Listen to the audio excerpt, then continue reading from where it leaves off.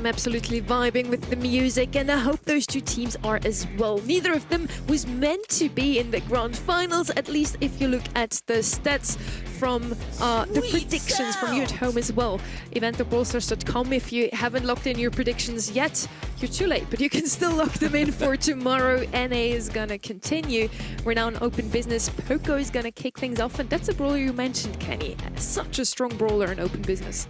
I think so too, and as an early selection as well, one that's really standing out to me is Michael is in the band stage, and I'm not used to seeing that guy, but it does go to show just how valuable throwers can be. So I wonder if this is something pesky that's going to allude to what they want to do later down the line as a strategy, or if they truly just feel like this brawler is going to be a real force to be reckoned with. I'll tell you what, one of the first things that comes to mind when I see Dynamite banned is that there's going to be like a Frank or a Hank pick coming through. Frank is banned, so Hank, and honestly, it's in our recent memory as well. It was just used to great success on Double Swoosh. It wouldn't be such a bad pairing for that Poco. Seems like there's a little bit of a Hank idea as well, given that Draco is one of the greatest counters to Hank in the entire game, and it will have the sustain that would be typical of something that you'd pair up with Poco anyway. This, to me, is such a throwback to like 2023 World Finals. Draco was literally played everywhere. Now he's coming, 24 actually, was played everywhere. And now he's coming back here alongside the things that I said New Heights Gaming would love to have their brawler, that brawler once more. They don't get him, it's on the side of Eternal Esports. They get Ashe and Gray instead. And Gray on open business can do a double setup where once he has his hypercharge, he can teleport once out of spawn into halfway to mid and then once more into mid. So it's going to be a direct access, and with an Ashe in their comp, that's going to be so strong. Seems peculiar, but Ashe is definitely a selection because of the Draco on the other side. Hank gets leeway as well. Hank's somebody especially... You're stealing all of New Heights brawlers. Well, I mean, better than they have it than New Heights Gaming. They just saw him win with it. I'd take it too. So what's the mentality here? I'm going to set the tactical nuke on top of the exit of the Gray TP. Is that the mentality here? Because this is what you have to do into a Gray comp. First of all, you have to avoid feeding super for a very long time. Given that you have two tanks, it's probably going to happen basically instantly. That is if you want to have any sort of semblance of control on the zone. Then you have to deal with the infinitely respawning on the zone, by the way, brawlers who can also come in with the respawn shield. It is the grand finals. Eternal and New Heights Gaming, they both had to sweep the expected victors out of the way to make it to this one final stage. They've never made it this far. The Orgs have never made it to a grand finals before, and it happens now. And of course, in South America style, both of these teams going to be rather aggressive. Double tank coming out of the Eternal squad. We've got Draco and Hank. Not too often we see them in a combination right now, and Ashe, of course, getting in the mix too. This is going to be some counterplay. Those rats are really pesky to deal with for something like a Draco and a Hank as well, but I think Eternal are just banking on the fact that they can just force their way up the middle of the map alongside Cowie, who's going to be kind of instigating the middle of the map, while these other two operate on the side lanes. It's New Heights Gaming, though, holding firm in the middle, and now that they've got this Gray teleport established and a hypercharge off the backs of it, they could really excel. I mean, forget about the teleport. Are they even going to need it, or will they just survive the entire time? They have already this Poco hypercharge to operate with. Cowie BR is out of the equation. Jubileu feeling the force of yet another. And once upon a time, we called this composition the Slambulance. It is Poco in some kind of tank. No double tank, but no double tank is required. The last-ditch effort now appearing from Eternal, but it's just not enough to disrupt a 2% necessity to win the game. That is an outdraft and a half. They absolutely wrecked Eternal in that game. I mean, there were no signs of life coming in from the bottom hand of your screen. It just felt like the strategy was really coherent. I think this Ashe is going to be an excellent selection to both of these tanks.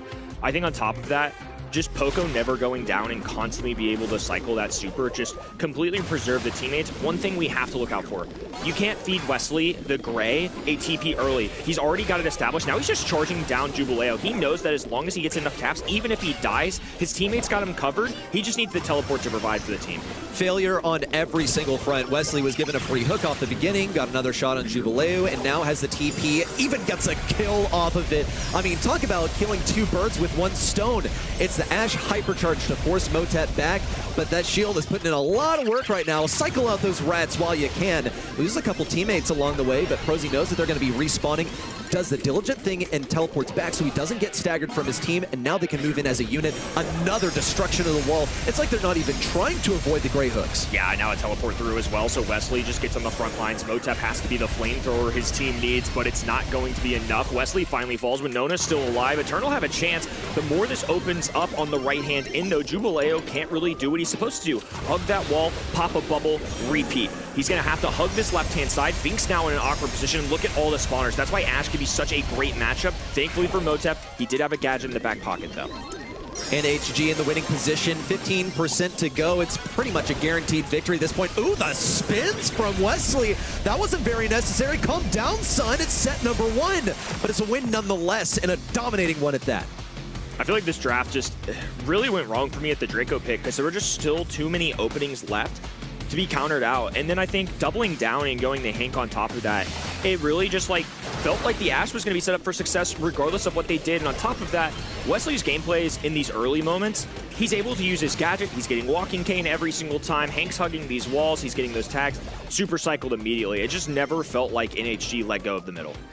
I feel like a common pitfall of playing this sort of composition is that you expect to just have the better brawlers. When you run these tanks, you think, okay, well, I'm just going to run at the enemy and then I'm going to win. And I don't know, maybe we'll just rock, paper, scissors it, have everyone run at each other and then see who wins. But no, there are micro plays that you can do. You can at least try to avoid the Grey Hook and not give him a shot for free. You can try to stay behind a wall so that he doesn't get the TP instantly. But that is what Jubileu offered to Wesley for free.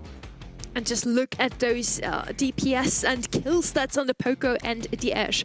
Ashe might not be a brawler you see too often at the moment, but he's a direct counter to Draco, and then powered up by 2 supporters. Poco healing him, Grey teleporting him into mid, and Wesley actually showed that comp that I was talking about to perfection, that double setup with the hypercharge. Ashe was, even if he was dead, 3 seconds later, as soon as he respawns, he's back into the mid. Yep. Yeah, it's just impossible and really overwhelming. And on top of that, had a great on-paper matchup into the enemy teams. I felt like there were just so many pluses for New Heights Gaming, and I didn't see the ceiling as much for Eternal. I feel like their jobs were much tougher just given the draft that they had. Basically, look, you see the Grey, you see the tank, you just know it's curtains already.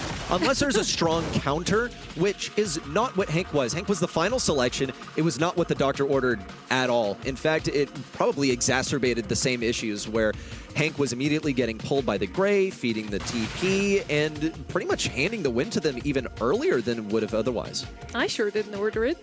No, well, oh, and yes, in training to be a doctor. Mortis on the right-hand side. First pick here on Layer Cake. Maybe this time around Eternal shouldn't just take some inspiration from New Heights Gaming comp. They had the Hank and the Finks. It did not work out for them as well as for their opponents. They're picking up Ems, which is a brawler I noticed slid through the ban stage. She is probably one of the most banned brawlers today overall. She's not too good into Mortis anymore, I believe. With the nerf to her gadget, Mortis should have a very good matchup into her. Jean's gonna come in. He can also play a knockback gadget, so maybe that's a bit better. A lot of area control for this left-hand side versus just blatant aggression coming out of Perosi and his teammates right now. Mortis, a common pick right now. A lot of these bans, they've been able to get rid of some of the common threats. So Willow gone, Shade gone, Ali the Alligator, still a presence here, I think, even on this map. I don't know if it's necessarily a click for that right-hand side roster, but I think it's definitely something, if I'm the blue side, I'm considering as a 6th pick. My biggest concern is what do you do into this Mortis? Neither of your choices so far are good into it. Might even be in the books for New Heights Gaming to go ahead and give that treat to Mortis immediately. Also, considering all the terrain, it can be challenging to play Pierce here, but you are able to pierce through the projectiles, you know, as his name would suggest. Once you have hit a few shots, okay, it's going to go through the obstacles. Final selection now from Eternal, something to get rid of that Mortis, or at least have a solid defense against it. They know that the Blue Star is going to be going to New Heights Gaming right off the bat, so some way of getting aggressive. Defense would be Otis. I was about to say I would like to see them with some aggression as well. Mina or Kenji would have been my picks here. They're going to go with Mina. They now have a very balanced comp here with the Jean. Once he has a pull available, you have so much pressure, and it's basically a guaranteed kill if you hit your pull. Ems to kind of just defend that Jean to go up against the Mortis potentially once you have your gadget and super available.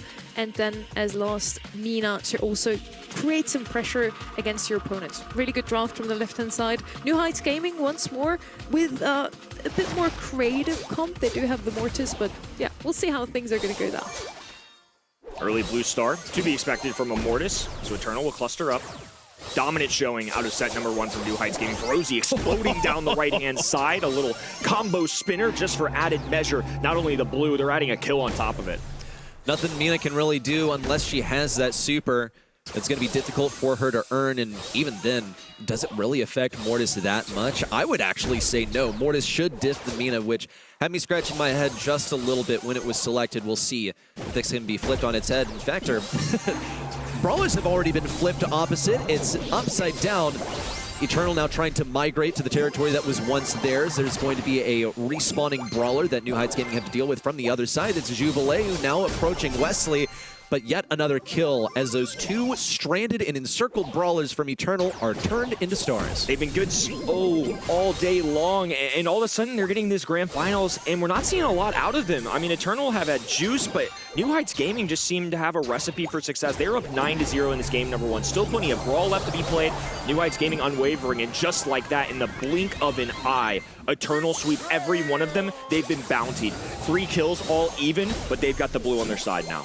They have that 1-star advantage, but they don't have the gene pull anymore. It was unfortunately missed by Motep. Gonna blast Prosy away. Prosy, for a second, looked like he forgot what to do. Yeah, a little crying pin right there, because that actually could have been a victory if Mortis had gotten the chain bats off, which he was lined up for. But maybe he's just saving it for the next push in. Here comes chain bats, make that 1 kill. Callaway says, oh man, this looks beautiful, delicious, as he devours everyone on New Heights Gaming and brings Eternal 1 star away from 20. Sandbags go down, but they're useless. All the fighting has to go on the shallow side of the map. Super for Pierce, not enough, and the magic hand will seal their fate. Eternal all of a sudden coming alive, and we had to see something come out of them there, because set number 1 did not go their way whatsoever. It was all New Heights Gaming, and the start of that, I was nervous. I mean, really, things are starting to get carried away. Had opportunities there as well, but the second Mortis dove in towards that end game, Ims made a really smart move. Instead of dealing with Mortis, knew that if she just walked forward with a super, the other 2 Brawlers were cooked. That's exactly what happened. Oh, and a misstep there. Now all of a sudden, it feels like the ball's been passed over to New Heights Gaming. They're the ones making mistakes. Yeah, what's the mentality here, that I'm going to get that blue star anyway, something like that? Well, here comes a kill on Motep, right there. It puts New Heights Gaming in the lead. Prosy on top of an invulnerable Brawler. He's just chasing down Kawe BR like his life depends on it. And it kind of does. I mean, his team's life depends on it. Eternal off of that is able to get yet another kill. And now the lead for NHG has turned into 1 for Eternal. It gained them positioning, but no kills on top of it. It feels like Perozy's being a tad aggressive for me. Maybe a little reckless borderline. Wesley's still in the mid. Winona hasn't been phased yet. And now the pull goes through. Oh, Perozy went from being the man of the set early in game number 1 to now a reason why they're losing. Pretty much. He's died 1-2 times now. It's a 3-star lead for Eternal. Now he's trying to bait out some attacks from Kawe BR, who couldn't actually be less interested. He's focused on the matchups that he does win on the right side. Kawe falls. Prosy is able to pick up those stars. He's got 4 hovering over his head now. But the tiebreaker is still won by Eternal. And Prosy really doesn't want to die here, but he doesn't have anything to keep him alive. No super, no hypercharge. He's going to have to exchange some stars for that. Hopefully get a team wipe later, because it doesn't look like New Heights Gaming are going to be able to get a kill otherwise. Beautiful bounce back for him. 4 stars on his noggin. Winona on this right-hand side, still expanding territory. Now those sandbags will go down. Wesley can slowly approach. Going to be trying to work with this as a team. Now with that wall break going down, pushing them back as well. All they have left to cling on to is this little indestructible. Interesting positioning of that treat. Winona threw that down in the little nook of that indestructible, the little Tetris L piece. The idea here is for someone to get a super and then move on top of it. Winona now creating the pressure and windmill down. Is there enough time for it to expire to create a big push in? 5 seconds to go. Wesley needs a huge super here. Prosy creates the pressure. So much CC flying everywhere, and it's just no good. Set for Eternal. That was really well done. Eternal did not look great in that opening set, so I think for them to bounce back and see some semblance of themselves there, they made the grand finals for a reason. Obviously toppling some big teams. Both of these squads did. I mean, more than earned for both ends. But you can see it. Perozy was a little shaky throughout that. He's a tough task. I don't want to make it seem like this is an easy job for him, but it felt like Eternal were ready on the defensive end. They made those quick bounty calculations a lot of the times, knew when to go for kills, knew when to leave Mortis alone. Really good bounce back from them overall. we were looking out for that Mortis. Prozzy didn't have as much value as they probably were hoping for, feeding a lot, especially in that game 2 in the beginning. Kind of redeemed himself midway through, but yeah, wasn't enough still. Eternal takes this set, equalizing the score, and that's exactly what we want to see from a grand final. We want to see it go to 5 sets, especially between two unexpected competitors to make it this far. No stranger, of course, in New Heights Gaming. They had to go to set 5 just to win their quarterfinal. Surprisingly, an easier semifinal for them. Now they make it to the grand finals and they equalize things here in set number 2. Yes, give us please more Brawlstars. We want to see all 5 sets played out. So far, so good. It's 1-1, and Prozzy did get the most kills in his team, but it just was not enough because in the end, Eternal got a few more kills. Yeah, I mean, ultimately, they got bountied at the end of the day. Sometimes, even if you get an equal number of kills, the blue star can still swing your way, but it did feel like, especially in that game number 1, things really started getting out of hand. Eternal making some good adjustments here. I think overall, the drafting felt a little more solid there. I didn't question it as much going in. No blunders or mechanical issues, really. That was the Eternal that I'm kind of used to seeing, that we've had all day long. I really want to see how these guys handle the pressure, because for a lot of them, they've been here before. Perozzi, the couple guys from Eternal, they've been in this spot. It's the other players on the outside that maybe haven't advanced to those regular semifinals and those grand finals that I'm looking to see how they handle the bright lights. I think New Heights Gaming also have like some wind in their sails just from that semifinals victory that they were supposed to not win, right? Their journey was supposed to end there in the semifinals. They get like a few minutes break, maybe hear our opinions on the new Brawler Serious, and then they're right back into their next match with that wind just behind them, all that motivation, all of that fire, and the confidence behind them. You could say that New Heights Gaming might be a bit tired. They had that 3-2 in the quarterfinals. Eternal had the same run in the semifinals, also 3-2 against Loud in the end. So both of them have many, many sets, 2 matches behind them. They must be tired at this point, but they're still showing up with the best Brawlstars there can still muster. And so far, so good. I love what we're seeing here. No hypercharges missed, It's super good what those two are showing us here. We have Mortis once more as the first pick here on Sneaky Fields. I like him even better. South America just love being aggressive, and this is a meta that really thrives with that. It's one of those things that I think these teams are so familiar with themselves, and I imagine the grand finals map hasn't been allocated the time maybe compared to the quarterfinals and the semifinals. That's just naturally how teams go. They prioritize winning, and then you kind of figure it out along the day. I think they know that if they don't take the Mortis this early on, it's just going to escape from them. You either have to first pick it and live with the result, or you let it go and give it to the other team. Those situations always really suck, where you feel like you're forced to pick a brawler, even though you can sense all of the ways that it could go wrong, and you're already watching it unfold before your very eyes. Mortis is left to open, and now you have to play it into Spike, and now you probably have to play it into another anti-tank. I would not be shocked if Otis is selected at this point in the draft, but also, you're looking at a potential tank matchup at the end. Shelly is a completely viable last pick, and it hasn't been banned out. This is a map where she's very, very good. We're actually on Death Cap Trap. There was a little bit of a graphic mistake there. RT is going to come out here. Makes, of course, a little more sense here than on Sneaky Fields. So far, we had a Buffy start with Mortis and Spike. RT to round off the comp to give them that flex brawler that is just so good whenever he has a super to come up close and comfy to his opponents, but also at range. Could even play mid gem carry here, I feel. Ruff's definitely a lane brawler, uses those walls, can break open the map as well. I would expect them to show us something like a Gus here, a Pam, just something to actually carry the gems.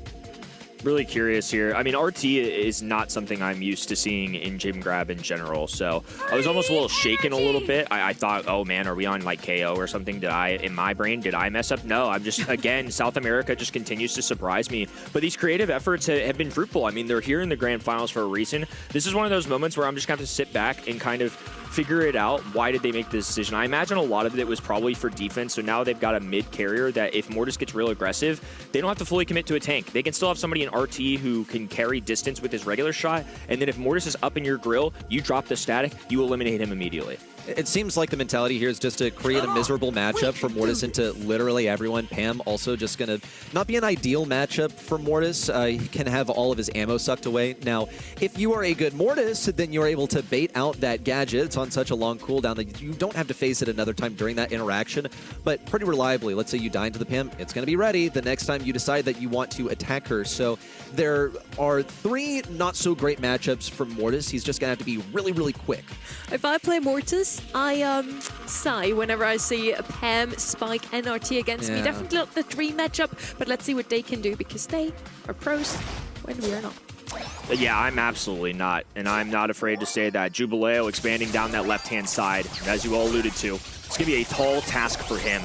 Goes out immediately. Scrap Sucker, Static, Spike super in damage. I mean, it's just overwhelming, so it's going to have a large shoulder on the other 2 brawlers, on Colonel Ruffs and this Max. They have to play a really good game. It's just, they're feasible brawlers, but executing the strategy, it's going to be tough. Well, consider this. If Jubileo is able to bait those gadgets out of the opponents every single time, then I'm looking at 2 brawlers that have gadgets versus 2 that effectively don't. Here comes the RT base on the left side. Could actually be an easy one for Kawe to deal with if he had a bit more damage. He's also not going to farm super off of it. It's going to be Jubileo disappearing from existence, as you would expect, into these 3 brawlers. Another attempt at getting some space for Eternal, but it's just not really working at all. They're shrugging off those asteroids like they weren't even there. Jubileo now going to be receiving a bit of hypercharge. There's a super as well. A return from Prosy back to the respawn. He'll be appearing in just a few seconds here to assist Wesley. Now chain bats once again, but Jubileo didn't even cycle his super. It's just all falling flat from Mortis. Regular shot and a super on top of that because of the healing station, because of how beefy Pam is. It's just impossible to pierce through and get enough for a kill, even in a favorable number situation. I think they know that with 9 gyms, especially in NHG's pocket, Eternal have to find a way just to get aggressive. They need to force a kill. That's a treat waiting on the ground for Jubileo. Gets it, then gets rooted into the ground by Winona, who has the hypercharge and the super to cut Kawe BR from the rest of his team. Kawe's doing his best to stay alive. Also, it has the super ready to move. It's drive time, whether you have the super or not, Jubileo. 8 seconds to go. Jubileo slowed down just a little bit by the stick around. 5 seconds to go. Hypercharge, where's the super? Trying to get some attacks out of Prosy, but just not a chance. 3 terrible matchups for Mortis.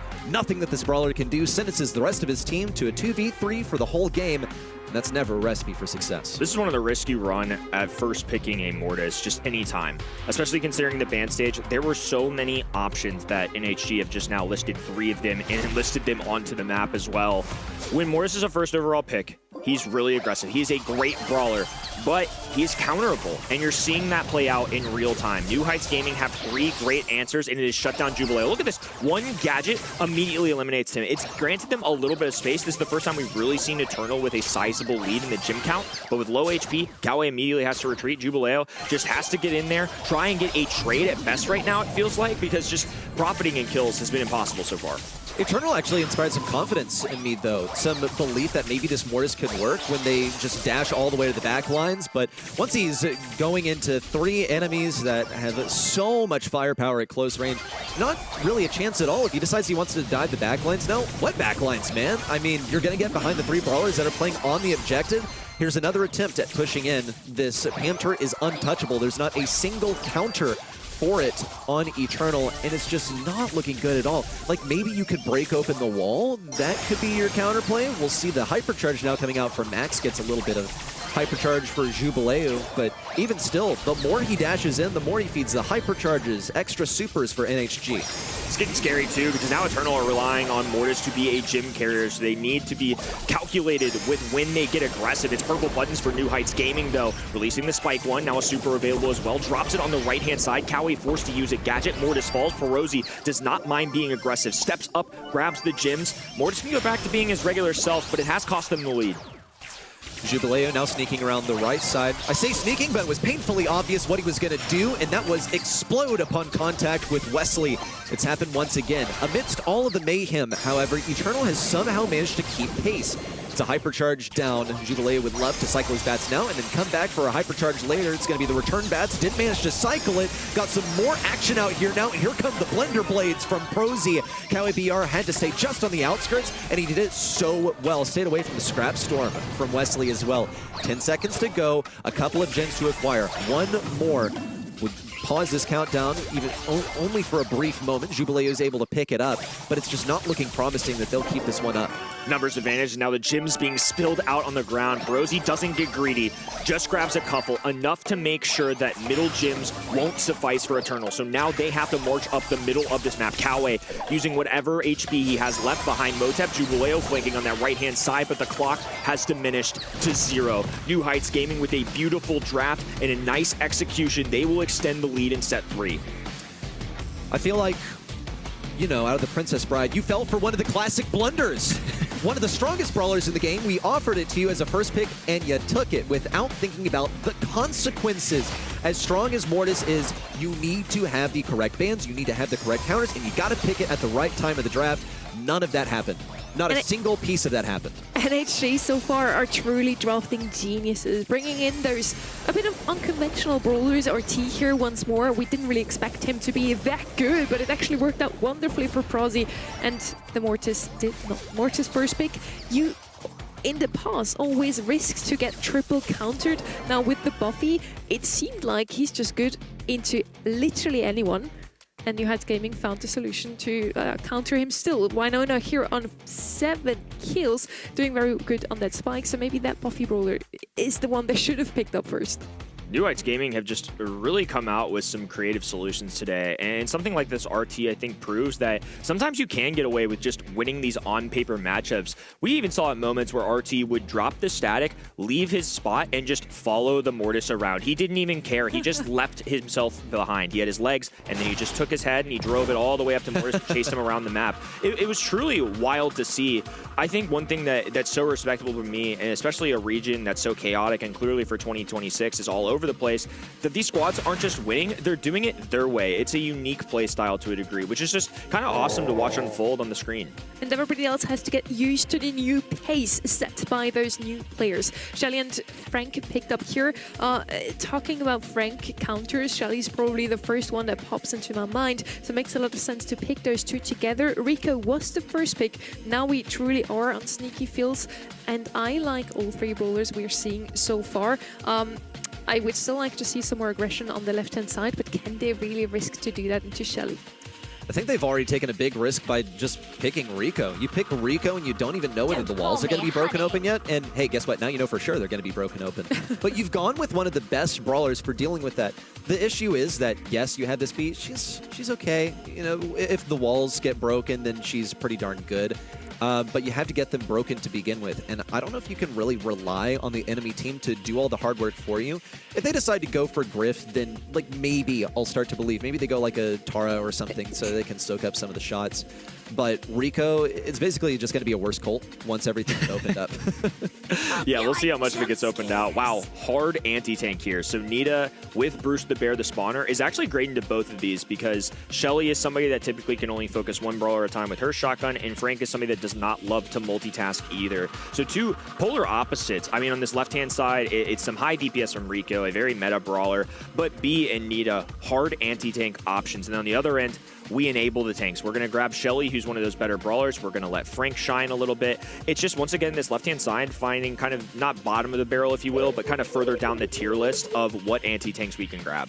Mina would have still been on the board, but they want to show us some defense now against no aggression on the left-hand side. Otis, a very curious pick to me at least, but at least they have some more range now in case, Shelly's breaking open the map a bit too quickly, which obviously wouldn't help themselves. Facing up against the B, both the Frank and the Shelly have to really have good aim with their supers to not get rid of those walls too quickly. I like both of these comps once more. Very creative picks on both sides. I absolutely love what we're seeing from Latham today.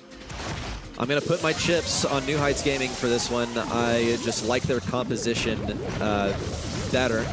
I think that the Nita, like, it's a decent idea into the Shelly, except, hey, guess what? It's already not on the Shelly. Should be also getting bears down, but you also run the risk of, yes, just why would you run stun into the Frank when he can completely ignore it? Just little errors like this being made do not inspire too much confidence in me for Eternal to win with this draft.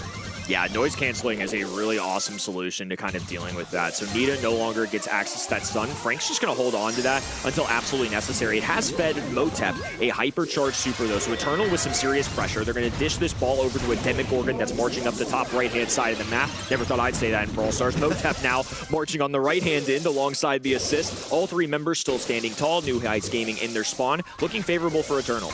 A bit surprised here. I feel like NHG have been put in a bit of a chokehold here where they want to break the walls, but they also don't. Now they must really want to break those walls. Look at all the hypercharged projectiles bouncing around. Frozy has the super, decided not to use it. That might have been a mistake, actually, because he would have loved to take down Motep. Motep now tries to perform a recon mission on this ball, actually puts it in a better position for New Heights Gaming at the moment because they want to have that ball closer to their side where they do have control of it. First bit of wall break over here. Jubileu is tapping that aim as quickly as he can to generate the proper amount of DPS to move Winona away. But Prosy is ready with the wall break that'll shut Cowie BR down. Bee does not mind the open space. A lot of green grass ahead of her. It's going to lead to a free range session as well. Winona doesn't quite connect, so Jubileo migrating to this left-hand side. Ferozy now up in the faces, gets a takedown as well. 2v2 situation. Jubileo, long-range brawler, shotgun Shelly down as now Wesley makes a nice tap there. That could have been a big save. Just buying teammates a little bit more time to come back. Now Frank with 15,000 HP can take complete occupation in the middle of the map. Oh, okay, I almost did a bit hasty on that hypercharged B super, and may have proven to be actually because Eternal's teammates were just nowhere to be seen. An interrupted super from Cowie. Prosy has him down on his last legs. It's going to be a kill on the left side. Motep does have enough HP to move on through. A super available for Jubileu. As soon as New Heights Gaming made it up to mid, they're forced back into their spawn. And Jubileu has the super, and he has the ball in his possession. A single kill would really open up this goal enough for a goal for Eternal. Jubileu wants that slow, though. Cowie with the laser, rocket down the right side. No real response into that. And I'm going to have to eat my words here, Kenny. The draft has simply worked out better for Eternal despite everything that I thought. It was clearly a squad that, towards probably a 30-second marker, so we're telegraphing that they were playing for the overtime situation. As the walls tore down, obviously B is one of the historical best in that situation because now they don't only have the paper matchups, now B has a wide open range that she can work with. Rico in this situation, normally a worser Colt in those overtime situations if you were, but into the enemy side, Frank has no range, Shelly has no range, Otis is their only long-range option, and he's mid-range to put it lightly. Different approach this time from New Heights Gaming. You saw Shelly dash forward. You can tell how desperate they are to get that early game control, that they're willing to risk feeding supers to the enemy side. And here's going to come the first one from Motep. Huge pain in the side for Shelly. That's a brawler that makes sense to go for the stun on. Shelly, it's just one of her worst matchups in the game.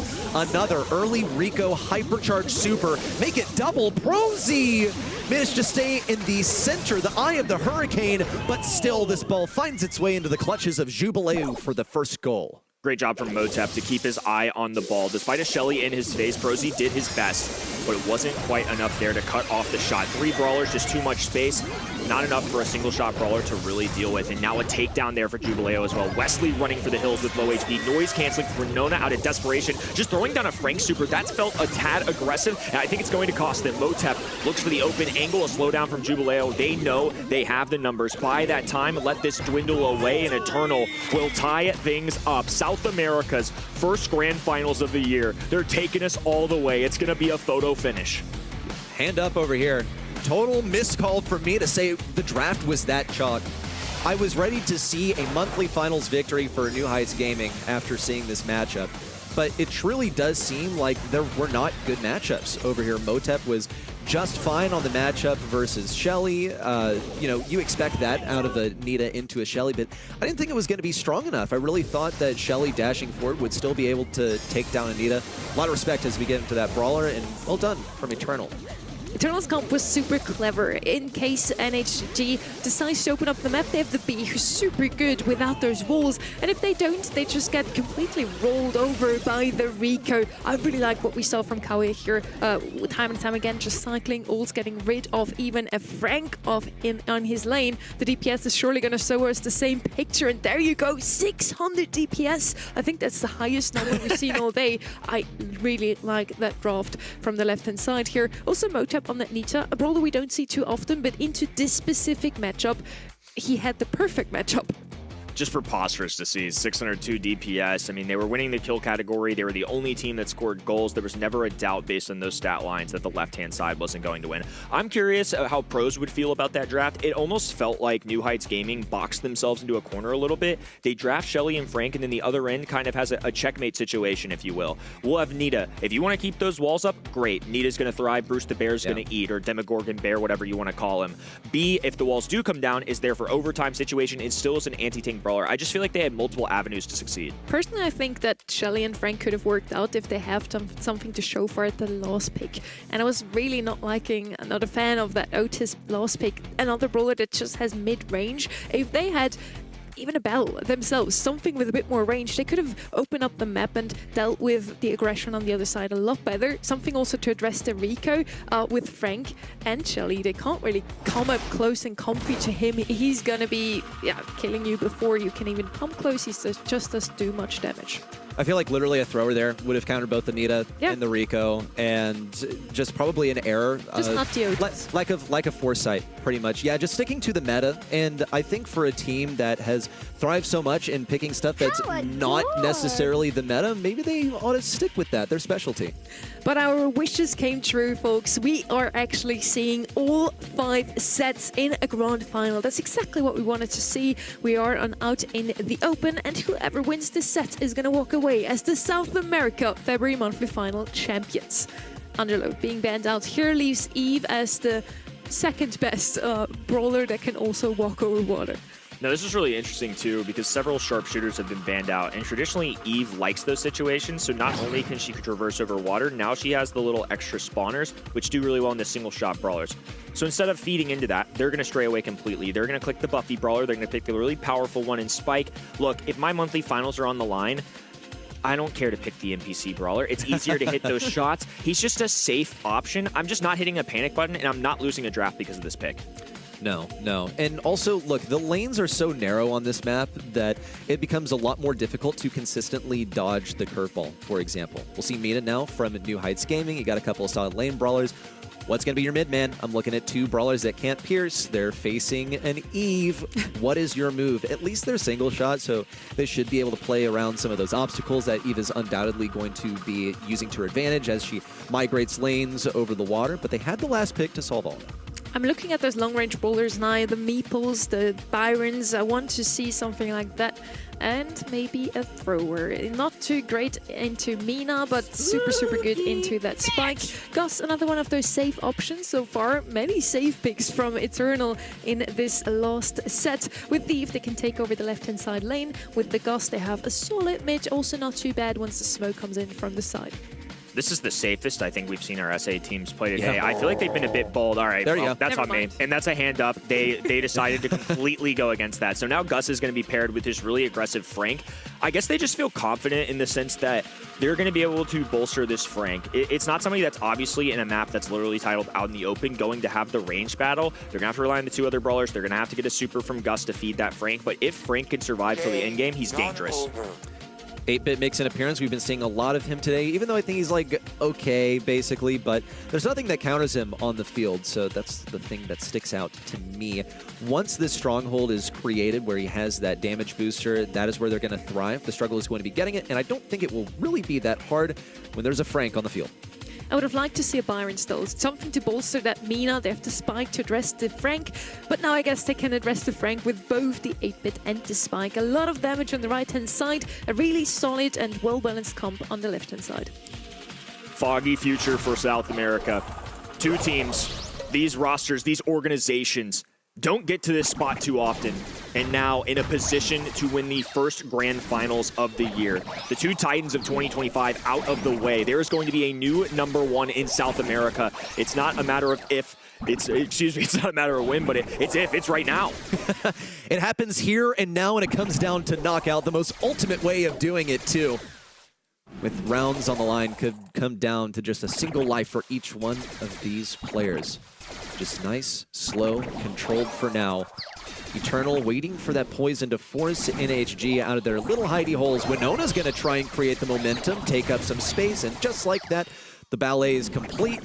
Decides to forfeit that earned ground because she didn't have any gas left in the tank to keep going. Brosy's going to have to be careful. Can't stick out his head for too long. And now a turret going down. Wesley feels confident that they can use some resources to try and win this round. Now Mina dancing right-hand side. Goes up, lobs Coway into the air. Open space though. Oh, and it's a clobbering on that top left-hand side. 8-bit falls to the fog. Eternal clear every single one of the members of the enemy team. Beautifully done. It all went down in about 10 seconds.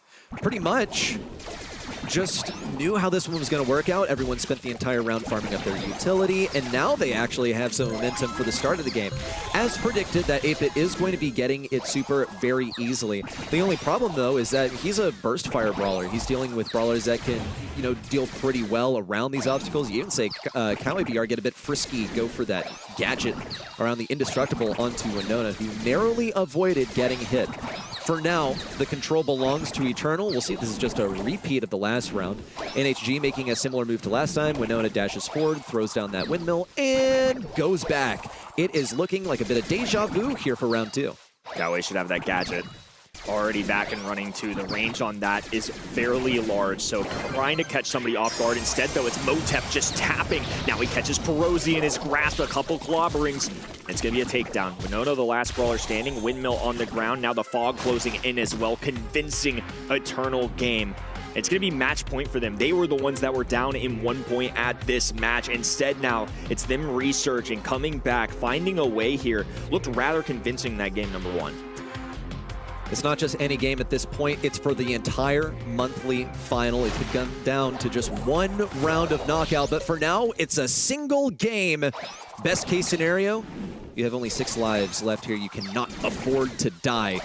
Eternal know that well, but they actually have the more winning composition so far. NHG playing a different style so far. They have Winona and Wesley in a more aggressive position. They're even thinking about moving Prosy onto the left side.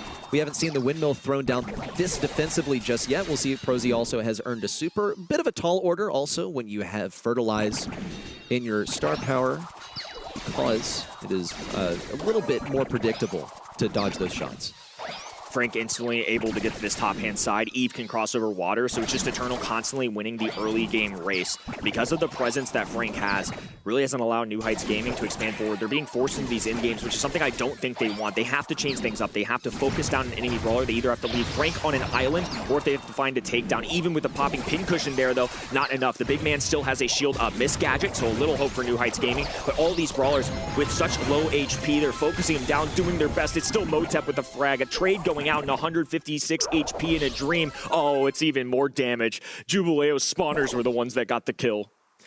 Eternal sweeping through this final set, and it looks like they might be able to end it here. Last-ditch effort now from New Heights Gaming. They're even sending Winona on the aggressive attempt at getting some damage on a Coway BR, and while they do succeed in getting damage and positioning, they haven't gotten the kill. That is what they want in the early game. For the first time, we actually see Eternal in a different position. We saw 3 entire rounds of NHG losing in the same exact spot, trapped in their spawn. Now, with the assistance of that jump pad, they have Winona on the aggressive, but Jubileo has an ace up his sleeve. He has that hypercharge super that he's going to use once the poison forces everyone into close quarters. If you're New Heights Gaming, at this point, you just have to try something different. If you're going to lose, go down swinging, and it's Wesley firing on that right-hand side. A first pickup, it feels like an important one, is now Eternal for the first time off to the fog. No, they don't have a chance at this one. They're just trying to avoid feeding too many supers. Prosy gets a couple tags in there. Importantly, though, Wesley's going to walk into this next one with a hypercharged super. Jubileo, though, he's going to pop one instantly to kick off the round. Priority is getting control early game. Winona smartly goes in with the windmill all ready to throw it down. Motep now with a hypercharge out. Could be a takedown to Winona. It is. It's 3v2. Prosy now with with the hypercharge equipped, goes for Jubileo. It just doesn't ring true. They have some positioning on mid, but a laser beam from Jubileo is all it takes. It's Wesley versus the world. This Soul Virus 8-bit stands tall among Eternal, but it's already clear what's going to happen. Firing against the wall, and Eternal going for the victory lap. Fleas attach themselves to Wesley, and they bask in this victory. The spins continue, the hearts out. NHG know it's over. Eternal are your South American champions of February. Just a year ago, Jubileo got dumped. I mean, just straight up dropped for another team. Motep made a last-second swap, was worried he was going to be overshadowed, worried that he wasn't going to get the results with SKC. Guess who got the last laugh? Now to kick off 2026, Kawe wins his first, Jubileo's back on top, and Motep, the world's going to know your name, buddy. Congratulations, 2026 to open things up. SA's champion of all teams, it's Eternal. Congratulations to Jubileo, Motep, and Kawe. What a match they delivered. We get to see a 3-2 series for the grand final all the way to the end. Eternal has shown up with some creative drafts. Now in the end, once more, with a Frank, with an Eve, showing up tall. And what they showed us today, not only against New Height Gaming, but also against Loud and Ningam Segura and Olympus Squad in their quarterfinals. It was beautiful what they showed us here. We get Pedro back at the desk here because we get the chance to actually sit down with them and have an interview later on with them. I mean, yeah, we're gonna have the chance to talk to them, but I was right there watching the game. It was insane. I couldn't believe they one of the not super impressive that they won, but I mean,